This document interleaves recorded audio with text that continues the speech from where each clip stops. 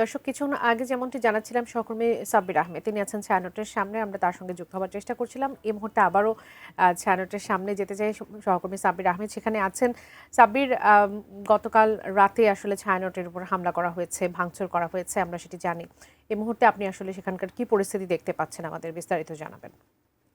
আমরা যেটি বলছিলাম যে ছায়ানট যে সংস্কৃতি চর্চা কেন্দ্র, অর্থাৎ ছোট ছোট শিশুরা নানা ধরনের সংস্কৃতি, গান, নাচ, কবিতা আবৃত্তি, ছবি আঁকা সহ নানা ধরনের যেই চর্চা করে থাকেন, সেই চর্চা কেন্দ্র হচ্ছে এই ছায়ানট। ধানমন্ডির এই ছায়ানটেও গতকালকে ওসমান হাদির মৃত্যুর ঘটনাটি জানার পর গণমাধ্যমে যেভাবে হামলা চালানো হয়েছে, একইভাবে ছায়ানটের যেই ক্লাসরুমগুলো রয়েছে সেই ক্লাসেও হামলা চালানো হয়েছে।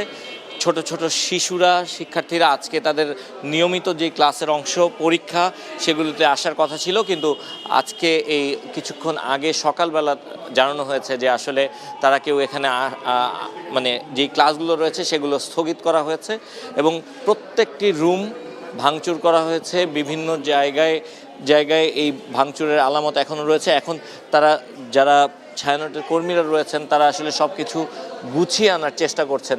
তাদের প্রত্যেকটি ক্লাসরুম, প্রত্যেকটি যেই প্রয়োজনীয় উপকরণগুলো রয়েছে, তবলা, হারমোনিয়াম থেকে শুরু করে বিভিন্ন ধরনের যে ইনস্ট্রুমেন্টগুলো রয়েছে, কম্পিউটারগুলো রয়েছে, ল্যাপটপগুলো রয়েছে, সব কিছু আসলে ভেঙে ফেলা হয়েছে। অর্থাৎ এক ধরনের নারকীয় তাণ্ডব চালানো হয়েছে।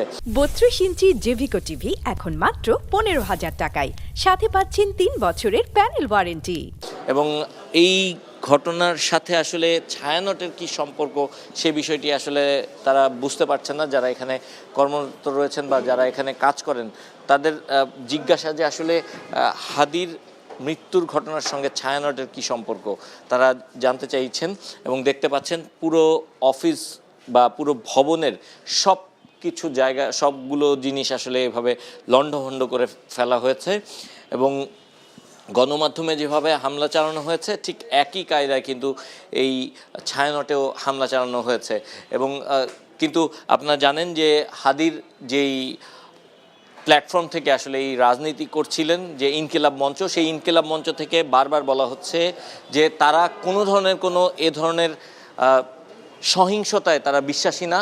হাদি নিজেও ইনসাফের রাজনীতি করতে চেয়েছিলেন, তার মানে মানুষের ক্ষতি হয় এমন কোনো কিছুর সঙ্গে আসলে তিনি কখনোই যুক্ত হতে চাননি।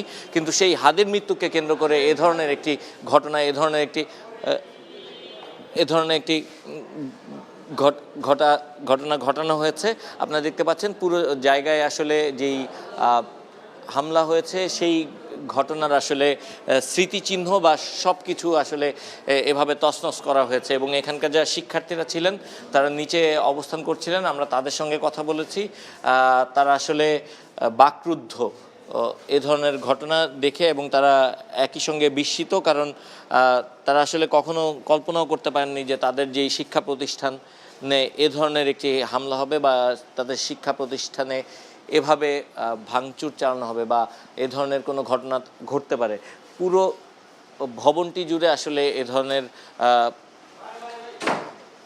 যেই জিনিসগুলো রয়েছে সেই জিনিসগুলো এভাবে লণ্ডভণ্ড অবস্থায় পড়ে আছে। এবং ঠিক কবে নাগাদ এই ছায়ানট তাদের যেই স্বাভাবিক কার্যক্রম তারা পরিচালনা করবেন সে বিষয়টি